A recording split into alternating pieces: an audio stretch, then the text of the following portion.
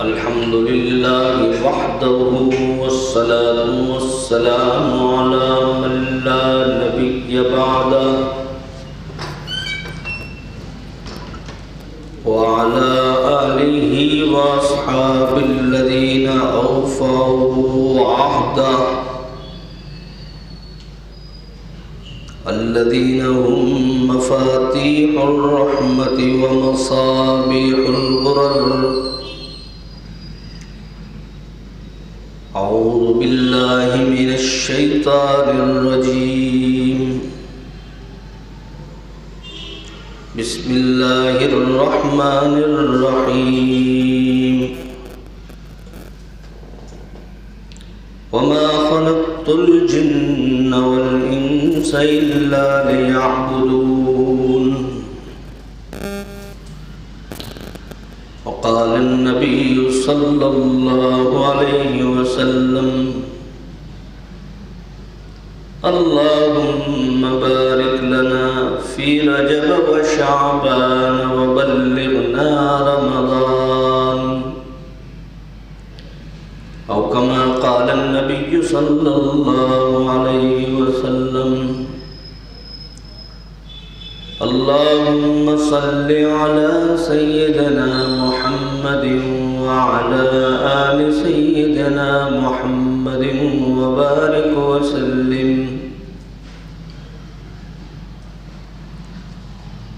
قابل احترام پردہ نشین اسلامی مائیں اور بہنیں،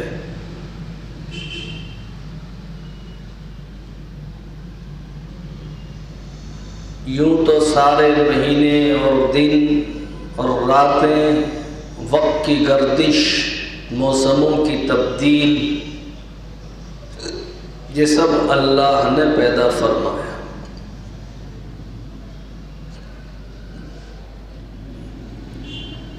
مہینوں، دنوں اور راتوں کے اعتبار سے ہر ایک بابرکت ہے، لیکن بالخصوص اعمال و عبادت کے اعتبار سے کچھ مہینوں کی خصوصیت بڑھ گئی. انہی مبارک ایام میں سے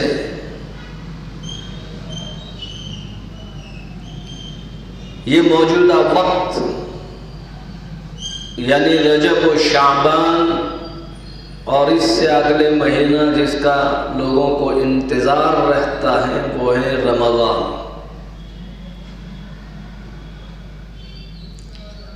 بڑے مبارک ایام ہیں، بڑی بابرکت گھڑیاں ہیں. خوش نصیب ہیں وہ اللہ کی بندیاں اور وہ اللہ کے بندے جو ان مبارک اوقات کو پورے وصول کرتے ہیں. اللہ ہمیں ان نیک لوگوں میں سے بنائیں، ان خوش قسمت اور سعادت مندوں میں سے بنائیں جو ان اوقات کی قدر کرتے ہیں. صدیقہ بنت صدیق حضرت عائشہ رضی اللہ تعالی عنہا فرماتی ہیں کہ جب رجب کا چاند نظر آتا تھا تو سرکار دو عالم صلی اللہ علیہ وآلہ وسلم اپنا تہبند یعنی اپنی لنگھی کو مضبوط باندھ لیتے تھے.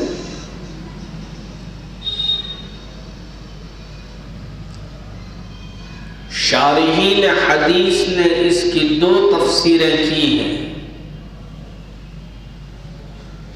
ایک وجہ تو یہ بیان فرمائی کہ اس کا مطلب یہ ہے کہ سرکار عبادت کے لیے تیار ہو جاتے تھے. آپ اندازہ لگائیے کہ عام دنوں میں بھی سرکار راتوں کو اتنی نماز پڑھتے تھے کہ اللہ تعالی نے اپنے محبوب کو کہا کہ آپ اپنی عبادت میں ذرا تخفیف کر دیجیے، اور روایات میں آتا ہے کہ سرکار اتنے لمبے لمبے راتوں کو قیام کرتے تھے کہ حتیٰ تورمت قدماہ، سرکار کے پیروں میں ورم آ جایا کرتے تھے۔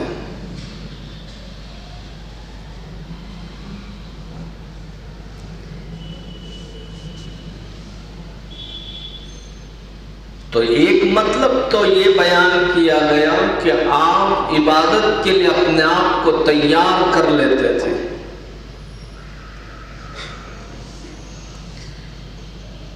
دوسرا مطلب حدیث کے شرح کرنے والوں نے یہ بیان کیا کہ لنگی کو مضبوط باندھ لینے کا مطلب یہ کہ آپ بیویوں کی ملاقات کم کر دیتے تھے۔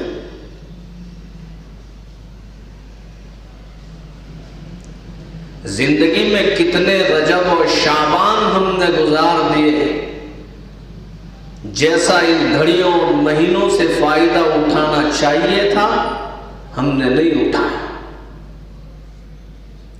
اللہ ایک کے بعد ایک موقع ہم کو دیتا گیا، اگر ان موقعوں سے ہم فائدہ اٹھاتے تو شاید آج ہماری حالت بہتر سے بہترین ہو گئی ہوتی،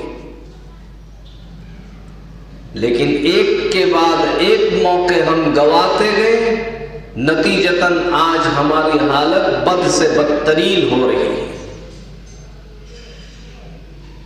پھر بھی اللہ نے ہمیں ایک بار پھر موقع عطا فرمایا۔ خوش نصیب ہیں وہ لوگ جو ان مواقع سے فائدہ اٹھاتے ہیں۔ رجب کا مہینہ تو گزر گیا، ہم نے اس کی کوئی قدر نہیں، جبکہ سرکار دو عالم صلی اللہ علیہ وآلہ وسلم رجب کا چاند دیکھتے تھے تو آپ کی دعاؤں میں ایک دعا کثرت سے یہ ہوتی تھی، فرماتے ہیں اللہم بارک لنا فی رجب و شعبان و بلغنا رمضان، اے اللہ ہمارے رجب و شعبان میں برکت عطا فرما اور ہمیں رمضان تک پہنچا۔ اللہ سے مانگنا چاہیے۔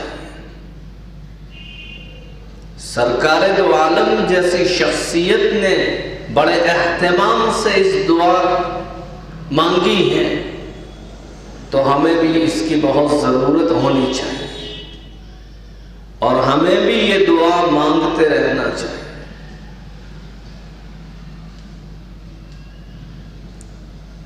جیسے وہ لوگ حضرات صحابہ بھی سرکار کو جس طرح دیکھتے تھے کرتے تھے اور سب کے سب اعمال میں لگ جاتے تھے۔ گزشتہ ہفتے مجھے ایک نوجوان ملا تھا، اتنے پرفتن دور میں بھی، جہالت کے دور میں بھی، بے باکی اور بے حیائی کے دور میں بھی ایسے نوجوان موجود ہیں۔ اس نے مجھ کو بتایا کہ روزانہ 10 پاؤں کی تلاوت کرتا ہوں اور سال میں 105 قرآن کریم ختم کرتا ہوں۔ کوئی معمولی بات ہے؟ روزانہ 10 پاروں کی تلاوت کرنا کوئی آسان بات ہے، لیکن جس کو عبادتیں کرتے کرتے اللہ کی ذات سے رابطہ ہو جاتا ہے تو پھر اس راستے کی ساری مشقتیں بھی پر لطف ہوتی ہیں، وہ برداشت کرتے چلے جاتے ہیں، اور اللہ نے اس میں عجیب و غریب لذتیں رکھی ہیں۔ عاشقوں کی دنیا الگ ہوتی ہے۔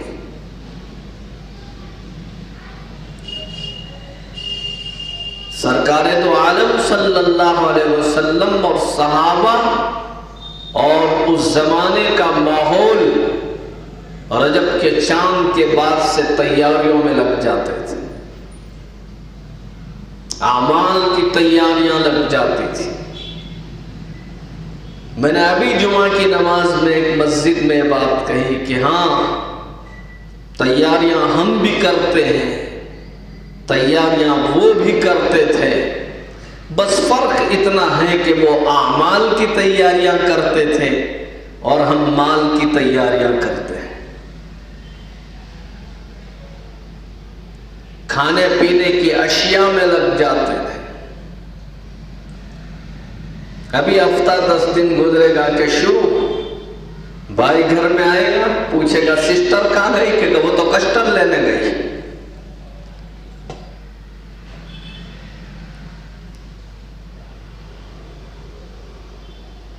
آپ ادھر لائن بھر دیں نا،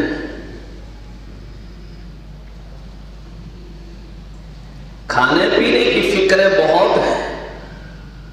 ہم یہ نہیں کہتے ہیں کہ ناجائز ہے، غلط ہے، کرنی چاہیے،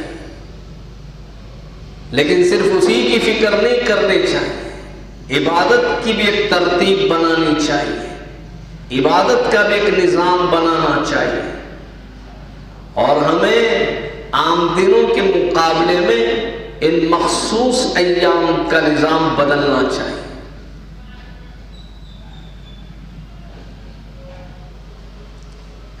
میں نے گزشتہ بھی طلباء کو یا دوستوں کو یہ بات کہی تھی کہ بھائی ابھی اپنی عمریں بھی کیا ہے، ہم تو ابھی بھی چھوٹے ہیں، لیکن جس وقت بہت چھوٹے تھے، بچپنا تھا، تو شعبان اور رجب سے ہی رمضان کی بو آنے لگتی تھی اور ایک خوشگوار ماحول محسوس ہوتا تھا، سرخیاں محسوس ہوتی تھی، قلبی سکون و سرور میسر ہوتا تھا۔ بدعمالیوں اور معصیت کی بنیاد پر اب رمضان میں بھی رمضان جیسا ماحول نہیں لگتا، یہ ہمارے معصیت اور گناہوں کا نتیجہ ہوتا ہے۔ اس لیے یہ مبارک ایام ہے۔ آج کی اس مجلس میں اللہ کے گھر میں بیٹھ کر آج ہم سب مل کر اللہ سے مصالحت کریں گے، ہم سب مل کر اللہ سے یاری کریں گے اور دل ہی دل سے اللہ سے رابطہ قائم کریں گے کہ اللہ تعالیٰ بہت ہو گیا، مجھے آج احساس ہے، میں توبہ کرنا چاہتی ہوں، میں تیری طرف آنا چاہتی ہوں۔ نفس و شیطان راستے کے بہت بڑے آڑے اور روڑے بنے ہوئے ہیں۔ بار الہا آج تیرے گھر میں بیٹھ کر، اس جگہ بیٹھ کر جہاں صبح و شام قال اللہ قال الرسول کے نعروں سے یہ در و دیوار تیری رحمتوں سے بھرپور ہے، یہاں بیٹھ کر آج ہم تجھ سے عہد و پیمان کرتے ہیں کہ اب تک کی جو زندگی غفلتوں میں گزر گئی سو گزر گئی، ہمیں احساس ہے آج سے ہم انشاءاللہ اپنی زندگیوں کو تبدیل کریں گے، فکر آخرت پیدا کریں، ایک شوق پیدا کریں، ایک ذوق پیدا کریں اپنے اندر، اور ڈرتے رہیں اللہ سے۔ میں نے گزشتہ ہفتے بھی کہیں ایک بات کہی تھی، اور یہ بات میں تقریباً کئی مہینوں سے بول رہا ہوں، یہ ایک ادنا طالب علم کی حیثیت سے خیال آتا رہتا تھا، لیکن جب ہماری باتیں کسی بڑوں کے موافق آتی ہیں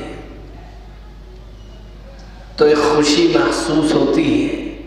میں ہمیشہ اپنے طلباء اور دوستوں میں ایک بات کہتا تھا کہ بھائی اب تو ڈر لگتا ہے لوگوں کے سامنے قرآن حدیث بولنے سے بھی کہ لوگ کہیں انکار نہ کر دیں۔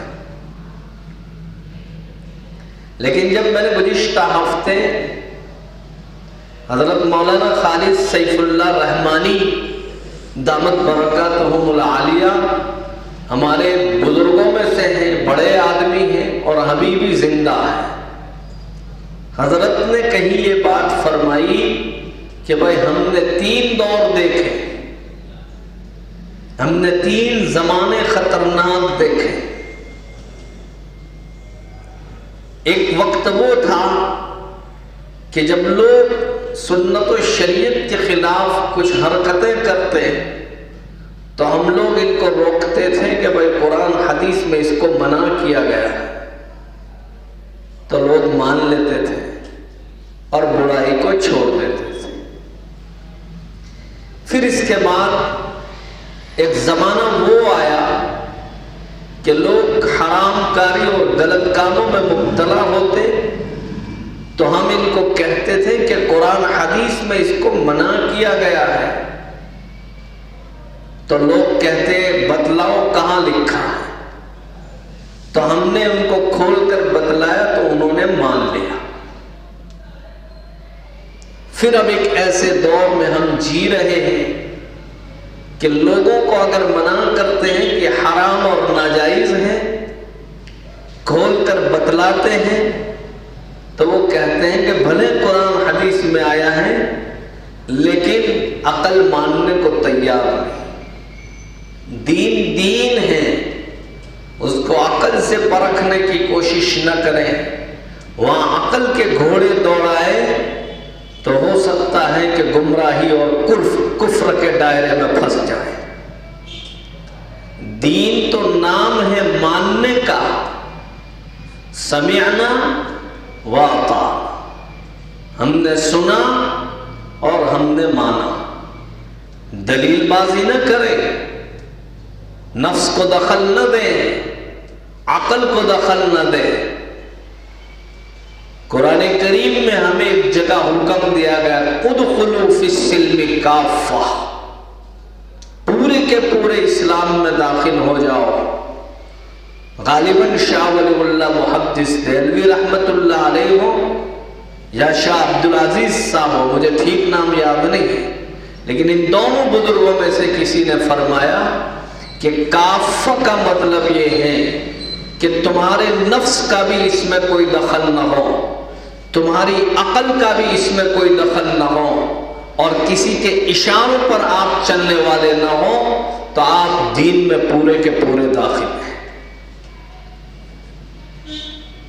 اللہ تعالیٰ نے مجھے اور آپ کو اس دنیا میں جو بھیجا ہے تو بھیجنے کا مقصد کیا ہے؟ میں نے جو شروع میں آیت تلاوت کی کہ وَمَا خَلَقْتُ الْجِنَّ وَالْإِنسَ إِلَّا لِيَعْبُدُونَ، ہم نے انسانوں اور جناتوں کو محض اپنی عبادت کے لیے پیدا کیا ہے۔ یہ ضروری ہے، اس کے علاوہ دوسرے جتنے بھی امور ہیں یہ ضرورت ہے۔ مثلا ہم کھا رہے ہیں تو یہ ضرورت ہے،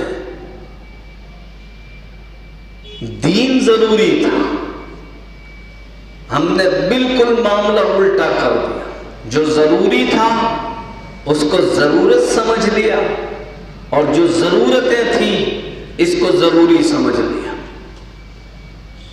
کھانا اس لیے ہے تاکہ صحت برقرار رہے تو اللہ کی عبادت کر سکے، اور ہم کھا اس لیے رہے ہیں تاکہ جی رہے ہیں، مقصد بدل جاتا ہے۔ تو اصل مقصد تو اس دنیا میں اللہ نے مجھے اور آپ کو جو بھیجا ہے وہ عبادت کے لیے بھیجا، اور اللہ تعالیٰ نے ہم میں سے ہر ایک کے اندر وہ استعداد اور وہ صلاحیت رکھی کہ ہم عبادت کر سکتے ہیں۔ قرآن نے تو صاف کہہ دیا ہے لا يكلف اللہ نفسا الا وسعها، ہم نے تمہاری گنجائش اور طاقت سے زیادہ تم پر بوجھ نہیں ڈالا ہے، جتنا تم کر سکتے ہو بس اتنے کا حکم دیا ہے۔ یہ تو اللہ کا کرم ہے کہ ہمیں چپ چاپ سمجھایا جا رہا ہے، ورنہ جس وقت تورات اتاری گئی تھی تو جب انکار کرنے والوں نے انکار کیا، اللہ کا حکم تھا کہ اس کو مانے، لیکن جب لوگوں نے انکار کیا اس کو ماننے سے، تو حکم یہ ہوا کہ ہم آگے آگ بھڑکاتے ہیں اور لوگوں کے پیچھے پہاڑ کو چلائیں گے، جو پہاڑ ان کو دھکا دے گا اور ان کو آگ میں دھکیل کر جلا دو اگر یہ تورات نہیں مانتے ہیں۔ تو ان سب نے کہا تھا کہ ہم مانتے ہیں۔ اللہ جب منوانے پر آتا ہے تو اس طرح بھی منوا سکتا ہے۔ اس امت پر کرم فرمایا اور ہمیں بہت حکمتوں سے سمجھایا جا رہا ہے، تو اللہ تعالیٰ نے ہم پر ہماری طاقت سے زیادہ بوجھ نہیں ڈالا ہے، لہذا کوئی کسی قسم کے بہانے نہ بنائیں، اور یوں تو ہر روز، ہر لمحہ، ہر وقت ہمیں اللہ کی عبادت کرنی چاہیے، لیکن ان بابرکت ایام میں ہمارے ایمان، ہمارا اعمال، ہماری عبادتیں دوگنی ہو جانی چاہیے۔ ہمارا کھانا تو 4 گنا ہو جاتا ہے، عبادتوں میں تبدیلی نہیں آتی، لہذا ایک نظام بنائیں اور اللہ کی عبادت میں اپنے آپ کو مصروف کر دیں۔ ہم اپنی طاقتوں کو عبادتوں کے بجائے نفسانی خواہشات میں خرچ کر رہے ہیں۔ قرآن کریم میں تو جگہ جمع ایمان کے ساتھ اعمال صالحہ کی ہمیں تلقین کی، بلکہ قرآن کریم میں سورہ عصر جو ہے اس میں اللہ نے قسم کھائی، والعصر، قسم ہے زمانے کی، ان الانسان لفی خسر، انسانیت ساری کی ساری انسانیت خسارے میں ہے، گھاٹے اور نقصان میں ہے، مگر وہ لوگ، دیکھو کامیاب ہونے اور سعادت مندی کے اٹل اصول بتلائے جا رہے ہیں۔ اِلَّا الَّذِينَ آمَنُوا، وہ لوگ جو ایمان لائے۔ اب ایمان کس کو کہتے ہیں؟ وہی جو ہم کلمہ پڑھ رہے ہیں، صرف اس کا نام ایمان ہے؟ ایمان تو وہی معتبر ہوگا جو قرآنی معیار پر ہوگا۔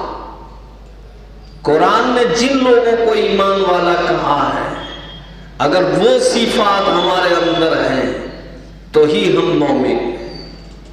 ایمان وہی معتبر ہوگا جو فرمانہ رسالت سے بیان کیا گیا ہے۔ آپ اندازہ لگا سکتے ہیں کہ آپ علیہ السلام نے بھی اپنے قریب رہنے والے صحابہ کا بھی امتحان لیا ہے۔ ایک جگہ تو نبی علیہ السلام فرما رہے ہیں کہ میرے بعد کوئی نبی نہیں آئے گا، لا نبی بعدی، میرے بعد کوئی نبی نہیں آئے گا۔ فرما رہے لو کان بعدی نبی لکان عمر، نبی علیہ السلام فرماتے ہیں کہ میرے بعد کوئی نبی نہیں آئے گا، لیکن اگر ہم مان لیں کہ میرے بعد بھی کوئی نبی آ سکتا ہے تو وہ صلاحیت فاروق اعظم حضرت عمر میں موجود ہے۔ آپ اندازہ لگائیں کہ نبی وہی بن سکتا ہے جس کا ایمان کامل درجے کا ہو، جس کا ایمان 1 نمبر کا ہو، وہی شخص نبی بن سکتا ہے۔ نبی فرما رہے ہیں کہ مجھ پر نبوت کا دروازہ بند کر دیا گیا، اگر میرے بعد کسی کے اندر نبی بننے کی صلاحیت موجود ہے تو وہ عمر فاروق میں موجود ہے۔ تو اس سے ایک بات تو یہ سمجھ میں آتی ہے کہ عمر کا ایمان نبیوں جیسا تھا۔ سمجھ رہے ہیں؟ ایک اور مجلس میں حضرت عمر کا امتحان لے رہے ہیں اور پوچھ لیا نبی علیہ السلام نے، اَأَنْتَ مُؤْمِنٌ یا عمر، اے عمر تم مسلمان ہیں، تم مومن ہیں؟ دیکھو امتحان لے رہے ہیں۔ حضرت عمر نے فرمایا نعم یا رسول اللہ انا مومن، ہاں اللہ کے رسول میں مسلمان ہوں۔ پوچھا گیا مد دلیل علی ما تدعی، تو مومن ہے جس کا تو دعویٰ کرتا ہے، کیا تیرے پاس کوئی دلیل ہے؟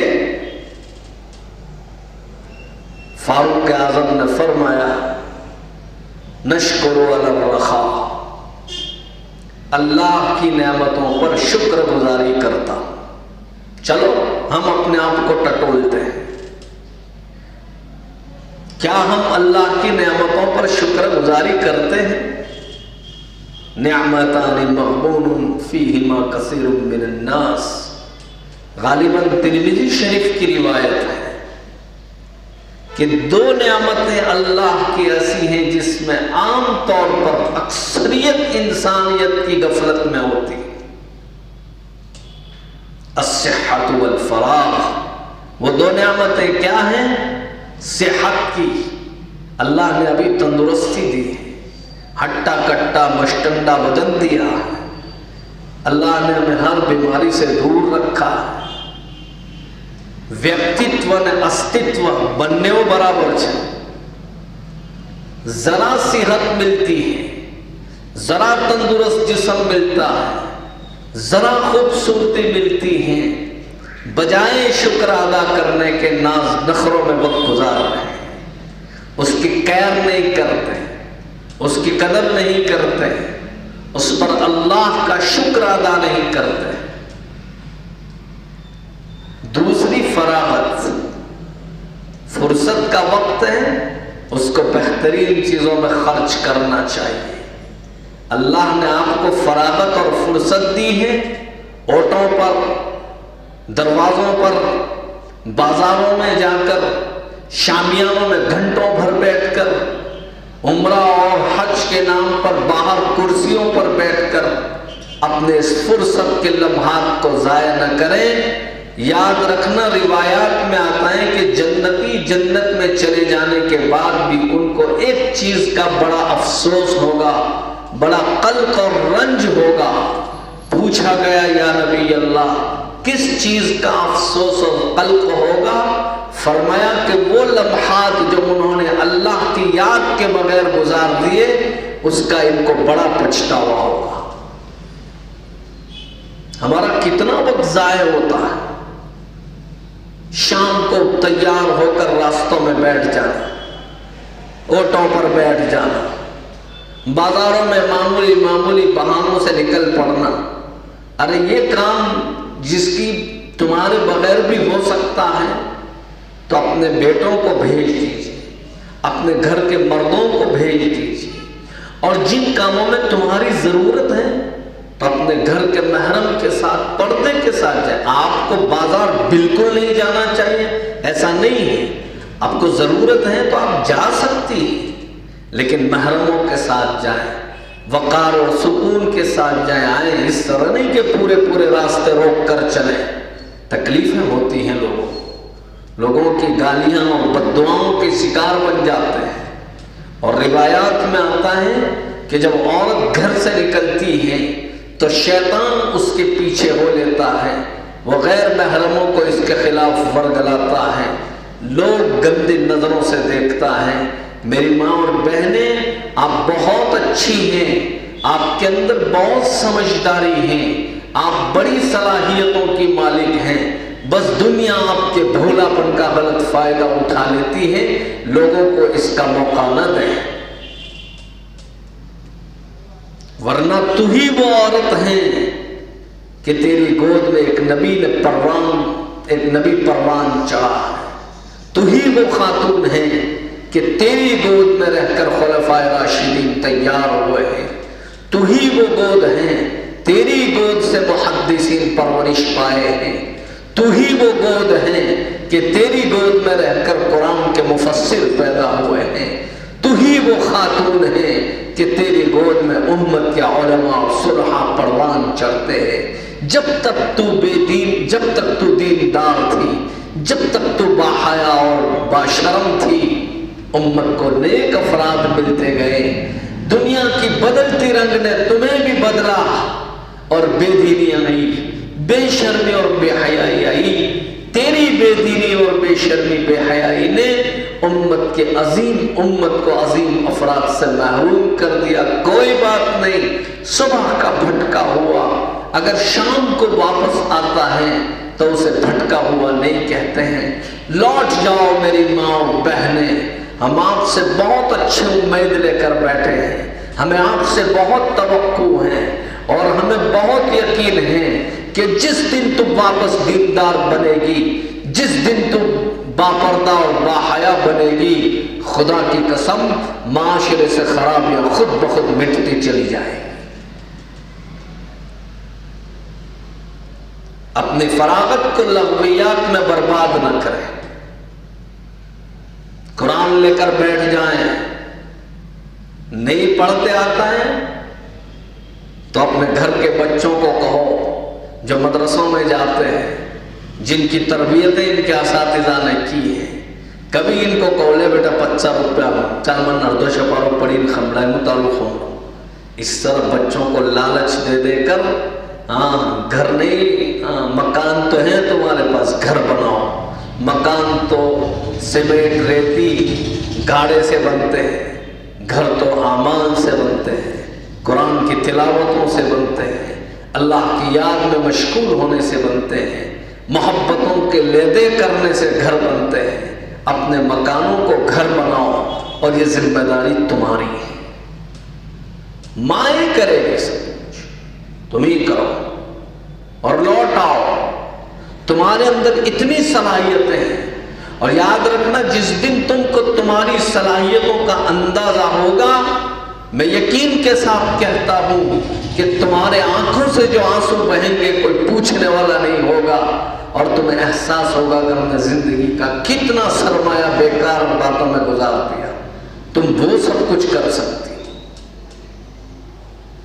تیری ہی تو تربیت سے محدث پیدا ہوا ہے، تیری ہی تو ذوق شوق دلانے سے مفسر پیدا ہوا ہے، تیری ہی تو ڈانٹ ڈپٹ اور نگرانی سے علماء پیدا ہوئے ہیں، یہ صلاحیتیں ہیں، کرو میری ماں اور بہن۔ بہرحال حضرت عمر نے فرمایا نشکر علی الرخاء، اللہ کی دی ہوئی نعمتوں پر ہم شکر گزار ہیں، شکر گزاری کرو، اللہ نے بہت نعمت دی ہے،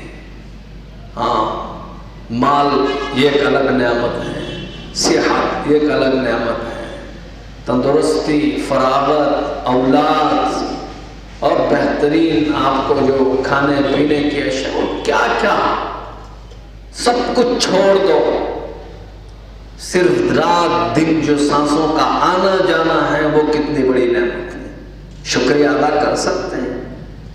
ہرگز نہیں، ہر وقت ہماری زبان اللہ کے شکریہ سے تر و تازہ رہنی چاہیے، چلتے پھرتے اٹھتے بیٹھتے کھانا پکاتے آپ بس اللہم لک الحمد کلہ ولک الشکر کلہ، اے اللہ آپ کی تمام تر نعمتوں پر جو آپ نے مجھ پر موسلا دھار بارش کی طرح برسائی ہے، میں ان تمام نعمتوں کا آپ سے شکریہ ادا کرتا ہوں، کرتے رہے، شکریہ ادا کریں۔ خدا کی قسم اتنا جلدی اللہ سے آپ کا رابطہ ہوگا. اور میری ماں اور بہنیں لکھ کے رکھنا، جس دن تمہیں اپنے مولا سے محبت ہو گئی، یہ دنیا پھیکی پھیکی معلوم ہوگی، یہ دنیا بے لذت معلوم ہوگی. اتنی رنگین روشنیوں کے باوجود یہ دنیا تمہیں اندھیری نظر آئے. اللہ کا شکر ادا کریں. نشکر علی الرخاء، ہم نعمتوں پر شکر گزاری کرتے ہیں. نصبر علی البلاء، مصیبتوں پر صبر کرتے ہیں. مصیبتوں پر صبر کرنا بھی ایمان کی دلیل ہے.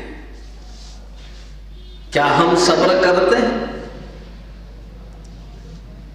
شوہر ذرا بیچارہ کاروبار میں آگے پیچھے ہے، گھر کے خرچے میں اگر کچھ کبھی کوتاہی رہ گئی، نلندے الگ فون مارانو اتر بھنجے خمزاو جے ای خاکون فون مارانو آو ٹھوڑ خوہوں پی دی دوز ہے. پھر ادھر اپنی بہنوں کو اپنے مائکے میں ارے کیا کیا کر دیتے ہیں، اور پھر ایک جھگڑے کی شکل اختیار کر لیتے ہیں. صبر سے کام. میں آپ کو ایک بات بتاؤں، جس وقت فاطمہ کا نکاح ہوا تھا، حضرت فاطمہ کا نکاح ہوا تھا، رخصت کرنے کا وقت آیا. کون رخصت کر رہا ہے؟ امام الانبیاء رخصت کر رہے ہیں. محمد الرسول اللہ اپنے لخت جگر کو رخصت کر رہے ہیں. دیکھو رخصتیاں کس طرح ہوتی ہیں. اپنے گھر کی 2 معمر عورتوں کو بلایا، 2 بوڑھی عورتوں کو بلایا، اور اندھیری رات میں ان دونوں کو کہاں جا کر اس کو علی کو دے کر آؤ. آپ نے تو پہلے 4 ویل اوپر تھی، پاسو ڈھوکڑوں کھولے نا. جب سے وہ آیا تب سے لوگوں کے اوپر کے مال خالی ہو گئے، عقلیں چلی گئی ہیں، وہاں سے اڑ گئی ہیں. یوں پاچھو بھی رکھو دولہن ہے. رخصتیاں اس طرح ہوتی. ارے شرم و حیا کو ہم سے زیادہ تو آپ جانتی ہیں. آپ کے اندر سے نکل گئی تو مردوں سے امید نہ رکھنا. یہ تو تمہارا زیور ہے. شرم و حیا تم ہی اس کی حفاظت نہیں کرو گی تو پھر دنیا سے امید نہ رکھنا. خیر باتیں دوسری طرف جائے گی، وقت بہت کم ہے. دعا کریں وقت میں برکت ہو. صرف میرے پاس 15 منٹ باقی ہے. خیر فاطمہ کو رخصت کر رہے ہیں اور 3 نصیحتیں فرمائیں. فرمایا بیٹی فاطمہ اتق اللہ، اللہ سے ڈرتی رہنا. اللہ کا ڈر یہی مقصد حیات ہے، یہی مقصد زندگی ہے. خوف خدا یہ بہت بڑی نعمت ہے. اللہ مجھے بھی اپنے فضل سے عطا فرمائے، آپ تمام ماں بہنوں کو بھی عطا فرمائیں. اللہ تمام مسلمانوں کو اپنا خوف نصیب فرمائے. حضرت محمد رسول اللہ اپنی لخت جگر فاطمہ کو نصیحت فرما رہے ہیں اتق اللہ، بیٹی فاطمہ اللہ سے ڈرتی رہنا. کیا آج کی مائیں اپنی بیٹیوں کو اس طرح سکھاتی ہیں؟ نہیں سکھاتی تو طے کرو. جن کی بیٹیاں شادی شدہ ہو گئی آپ ان کو از سر نو آج سے نصیحت کیجیے. جن کی بیٹیوں کی شادیاں باقی ہیں خدا ہر ماں کی بیٹی کا نصیبہ اچھا کر دے. اس کو بھی یہ نصیحت فرمایا فرنیچر کچھ کم دے دینا، سونے اور پیسے کچھ کم دے دینا، سامان کچھ کم دے دینا، لیکن یہ نصیحتیں ضرور کرنا بیٹی اللہ سے ڈرتی رہنا. دوسری نصیحت یہ فرمائی تھی میرے علی کا خیال رکھنا. داماد کے بارے میں کہہ رہے ہیں ہم کیا کہتے ہیں؟ بیٹا گھبراش نہیں، کوئی نہ بیون نہیں، ہمیں بیٹھو چھے۔ اس طرح کی جب باتیں ماں اور باپ کرتے ہیں، بیٹی وہاں جا کر بے باک ہو جاتی ہے، نتیجہ جھگڑوں پڑ جاتا ہے، طلاقیں ہوتی ہیں۔ ارے کیا کہیں، اس پچھلے ہفتے میں تقریباً 8-9 جگہ پر گیا، ہر جگہ بس یہی بات ہے، پنجاب طلاق لائن پورو کریں یار۔ یہ کیوں سب ہو رہا ہے؟ وجہ اس کی یہ ہے کہ جانبین سے لڑکی والوں کو بھی چاہیے، لڑکے والوں کو، کہ دونوں ایک دوسرے کے حقوق سکھائیں اور ان کو تاکید کریں کہ اپنے حقوق ادا کرتے ہیں، یہ فتنے نہیں ہوں گے۔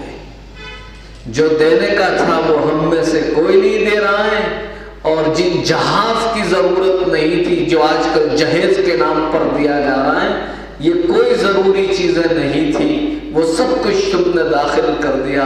جب سے شادی عبادت سے نکل کر رسومات و خرافات کے راستے پر آ گئی ہیں، فتن و فساد اور سکون کے بجائے یہ بے چینی کا ذریعہ بن گئی۔ خیر، تو دوسری نصیحت یہ کی تھی، بیٹا علی کا خیال رکھنا۔ اور تیسری اہم نصیحت جو ہم سب کو دل کے کانوں سے سننے کی ضرورت ہے، تیسری نصیحت یہ فرمائی تھی، میرے لخت جگر، میرے منظور نظر فاطمہ، بیٹا علی سے سوال نہ کرنا۔ علی اگر کچھ کھانے کا دے دے تو کھا لینا، نہ ملے تو بیٹا صبر سے کام لینا۔ ایک مرتبہ ایسا موقع آیا کہ حضرت فاطمہ کا چہرہ پیلا پیلا نظر آیا۔ حضرت علی نے پوچھا، جانے من میری جان، کیوں تیرا چہرہ پیلا پیلا ہے؟ دبی آواز میں حضرت فاطمہ نے کہا، میرے سرتاج، 3 دن سے پیٹ میں ایک لقمہ نہیں گیا ہے، بھوک نے ستایا ہے۔ اللہ حضرت علی نے فرمایا، فاطمہ 3 دن سے تو بھوکی ہے، تو نے مجھے بتایا نہیں؟ حضرت فاطمہ فرماتی ہیں، رخصتی کے وقت ابو نے نصیحت فرمائی تھی کہ بیٹا علی دے دے تو کھا لینا، نہ ملے تو سوال نہ کرنا۔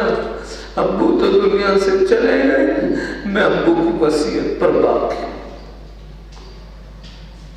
کیا آج کی مائیں اپنی بیٹیوں کو رخصت کرتے وقت یہ کہتی ہیں؟ مصیبتیں اگر آتی ہیں تو صبر کرتے ہیں؟ بیجا برداشت نہیں کرنا، ظلم برداشت نہیں کرنا۔ واقعتاً بیچارے کو تکلیف ہے، وہ محنت کرتا ہے، کوشش کرتا ہے، اس کے باوجود کچھ تنگی محسوس ہوتی ہے تو صبر سے کرنا ہے۔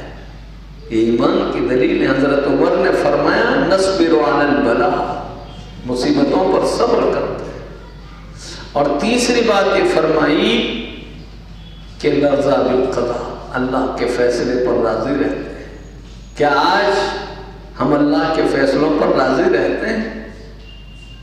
بلکہ ہم تو اللہ کی کاریگری میں مداخلت کرتے ہیں۔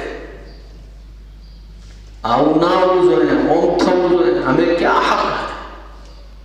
یہ اللہ کے فیصلے ہیں۔ خیر، اللہ کے نبی علیہ السلام نے جب حضرت عمر کے منہ سے یہ جملے سنے، نبی فرماتے ہیں، واللہ انت مومن، اللہ کی قسم تو مسلمان ہے۔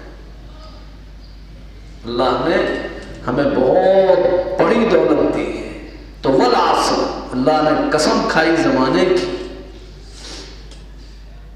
اور سعادت مندی کے 4 اصول بتائے، اس میں پہلی بات الا الذین آمنوا، مگر وہ لوگ جو ایمان لائیں۔ تو ایمان ایسا ہونا چاہیے جو قرآن کے معیار پر ہو، جو سرکار دو عالم صلی اللہ علیہ وسلم کے معیار کا ہو، تو وہ ایمان منظور ہے، ورنہ اٹھا کر ڈسٹ بن میں پھینک دیا جائے۔ وَعَمِلُوا الصَّالِحَاتِ، کامیابی کا دوسرا سبب بتلایا، اعمال صالحہ کریں۔ ہر حال میں ہمیں اعمال صالحہ کرنے چاہیے، لیکن کچھ ایام اور کچھ مہینے ایسے ہوتے ہیں جس میں ہمارے اعمال بڑھ جانے چاہیے۔ انہی مبارک ایام میں یہ جو ایام چل رہے ہیں، شعبان کا آج پہلا چاند، ایک دن ہو رہا ہے شعبان، ماں اور بہنیں عبادتوں کو بڑھا دیں۔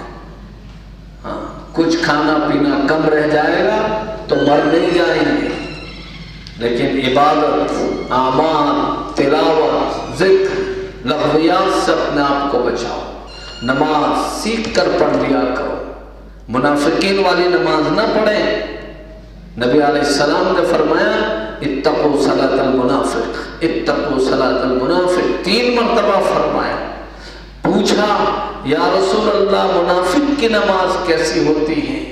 فرمایا جس میں سکون و وقار نہ ہو، جس میں سنجیدگی اور متانت نہ ہو، ہاں، جو اٹھ پٹانگ نمازیں پڑھی جاتی ہیں، مرغے کی ٹھینگے کی طرح اٹھ مار نماز پڑھتا ہے، یہ منافق کی نماز ہے۔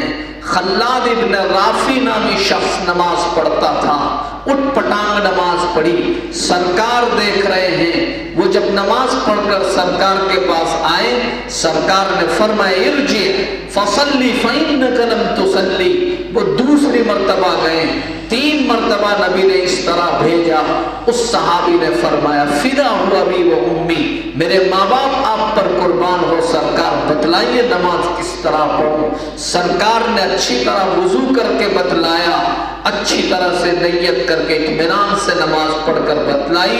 فرمایا صلو کما رأیتمونی اصلی، نماز اس طرح پڑھو جس طرح مجھے پڑھتا ہوا دیکھ رہے ہو۔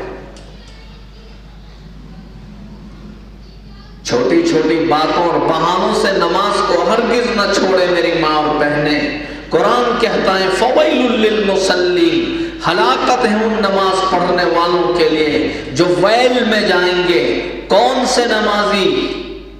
الذین ھم عن صلاتہم ساہون، جو اپنی نمازوں میں غفلت برتتے ہیں، مستحب وقت میں نماز نہیں پڑھتے ہیں۔ میں ایک واقعہ آپ کو سناؤں۔ ایک شخص تھا، بڑا نیک تھا، بیوی بھی دیندار تھی، ایک بیٹا تھا وہ بھی دیندار تھا، ایک بیٹی تھی وہ بھی دیندار تھی۔ 4 افراد پر مشتمل پوری فیملی دیندار لوگ تھے۔ باپ کا انتقال ہو گیا، کچھ دنوں کے بعد اس گھر کی بیٹی کا انتقال ہو گیا۔ جب بیٹی کو دفنانے کے لیے، بھائی بھی جب اپنے بہن کو دفنانے کے لیے قبرستان پہنچا تو اس لڑکی کی قبر سے آگ کے شعلے نکل رہے تھے۔ وہ لڑکا گھر آیا، تلوار نکالی اور اپنی ماں کو کہا بتا میری بہن کے اندر ایسے کون سے عیب تھے جس کی وجہ سے اس کی قبر میں آگ کے شعلے بھڑک رہے ہیں۔ ماں یہ سمجھی کہ ابھی باپ کا انتقال ہوا ہے، وہ صدمہ ابھی بھلایا نہیں گیا تھا کہ بہن کا انتقال ہو گیا، شاید دماغی توازن کھو بیٹھا ہے۔ ماں کہہ رہی بیٹا صبر کرو، موت تو سب کو آئے گی، یہ اللہ کے فیصلے، کیوں ایسی حرکتیں کرتا ہے؟ بیٹا کہہ رہے ہیں ماں سن، ایک دن آئے گا تو بھی مر جائے گی، ایک دن آئے گا میں بھی مر جاؤں گا، مرنا سب کو ہے۔ میں تجھ کو پورے ہوش کے اندر پوچھتا ہوں میری بہن کے اندر کون سی کمی کوتاہی تھی؟ ایک ماں ہی جانتی ہے کہ بیٹیوں میں کیا کمیاں ہوتی ہیں۔ اپنی بہن کے اندر کیا عیب تھا میری بہن کے اندر، جلدی بتا ورنہ گردن اڑا دوں گا۔ ماں نے کہا بیٹا تیری بہن بہت اچھی تھی، ہاں اعمال بھی کرتی تھی، عبادت بھی کرتی تھی، جب سے بالغ ہوئی ہے میں نے تنہا کسی رشتہ دار کے وہاں بھی نہیں بھیجی، اور جب سے وہ بالغ ہوئی ہے اپنے گھر میں کسی غیر محرم کو آنے نہیں دیا ہے۔ اتنی پاک باز تھی تیری بہن، بس ایک غلطی تھی کہ وہ وقت پر نماز نہیں پڑھتی تھی، مستحب وقت نکل جاتا تھا، اس کے بعد کوتاہی اور غفلت کے ساتھ نماز پڑھتی تھی، جس کے نتیجے میں اس کے قبر میں آگ کے شعلے ہیں۔ اللہ سب کو یہ سب کچھ دکھلا سکتا ہے، ہمیں نظر اس لیے نہیں آتا ہے کہ روایات میں آتا ہے کہ سرکار دو عالم صلی اللہ علیہ وسلم نے فرمایا کہ ہر ایک اگر قبر کا عذاب دیکھ لیں گے تو لوگ اپنے مردوں کو دفنانا چھوڑ دیں گے، اس لیے وہ عذاب ہمیں نظر نہیں آتا۔ یہ مبارک ایام ہیں، ان ایام کو عام دنوں کی طرح نہ گزاریں، وقت پر نمازیں پڑھنا سیکھیں، جتنا ہو سکے اپنا وقت عبادات میں لگائیں، روزوں کا اہتمام کرنا ہے۔ اور معذوری کے ایام میں ایک دور وہ تھا پتہ بھی نہیں چلتا تھا، اب تو بے شرمی بڑھتی جا رہی ہے۔ شریعت نے آپ کو بہت سارے پردے دیے، اس کو استعمال کیے جائیں اور روزوں کا بھی اہتمام کیا جائے، کلام اللہ کی تلاوت پر خوب توجہ دی جائے، اپنے پرسنلی صدقے بھی نکالیں، زکوٰۃ کے مسائل علماء سے دریافت کر کے اپنے محرموں سے مسائل پوچھوائیں۔ جن جواہرات کے آپ مالک ہیں، جن زیوروں کے آپ مالک ہیں، جن پیسوں کے آپ مالک ہیں، جس کی زکوٰۃ آپ کے ذمہ لازم ہے، اس کے مسائل دریافت کروا کر اس کی زکوٰۃ وقت پر ادا کریں۔ ساری بے شرمیوں اور بے حیائیوں کو اللہ کے لیے چھوڑ دیں۔ آج کے اس اللہ کے گھر میں بیٹھ کر، در و دیوار میں بیٹھ کر ہم آج اللہ سے مصالحت کریں گے، سچی توبہ کریں گے۔ اللہ تعالیٰ ان مبارک ایام کی مجھے بھی قدر کرنے کی سعادت نصیب فرمائیں، آپ تمام ماں بہنوں کو بھی توفیق رفیق برحمت فرمائیں۔ وآخر دعوانا الحمدللہ۔